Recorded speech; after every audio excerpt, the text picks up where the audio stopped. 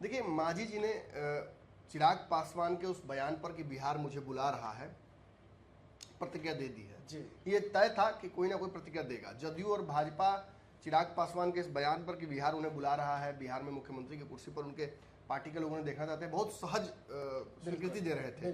जदयू कह रही थी कि बिल्कुल उन्हें आना चाहिए, उनको अपना रोल तय करना चाहिए। मांझी जी के पुत्र ने भी कहा था बयान देकर अपने वीडियो में कि चिराग पासवान आए, अपना रोल तय करें, एनडीए उनके साथ खड़ा है।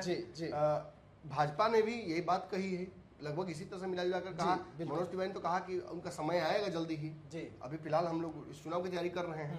उनकी पार्टी चाहती है कि इसी बार वो लोग विधानसभा चुनाव लड़े और मुख्यमंत्री भी बनने की रेस में आ जाए एनडीए में। खैर, इच्छाएं अपनी जगह पर हैं और जो सत्य है वो अपनी जगह पर है, जो यथार्थ है वो अपनी जगह पर है।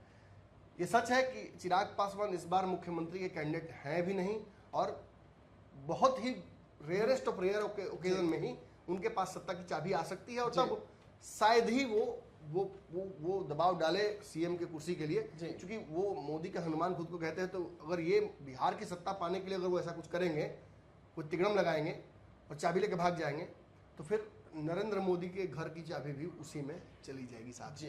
तो ऐसा वो नहीं करेंगे, क्योंकि जदयू उसके बाद फिर विद्रोह मोड में आ जाएगी, 12 सांसदों का सपोर्ट खींच लेगी, फिर पूरा ड्रामा पूरा है उसके बाद होगा।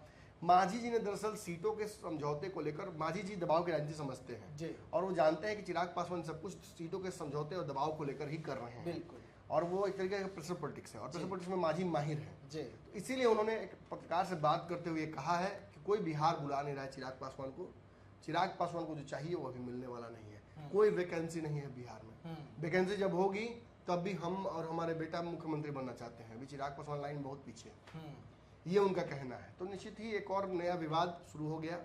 इमामगंज वाला विवाद आपको याद ही था, उपचुनाव में कैसे पेच फंस गया था। चिराग पासवान प्रचार करने नहीं गए, नैतिक सपोर्ट तो किया लेकिन सार्वजनिक तौर पर वहां नहीं पहुंचे, और बहुत मुश्किल से ये सीट जीत पाई हम, लेकिन जीत जरूर गई। तो आगे एनडीए को एकजुट रहना है, तो इस तरह की खींचेतानी कम से कम एक दूसरे से नहीं करनी। बिल्कुल।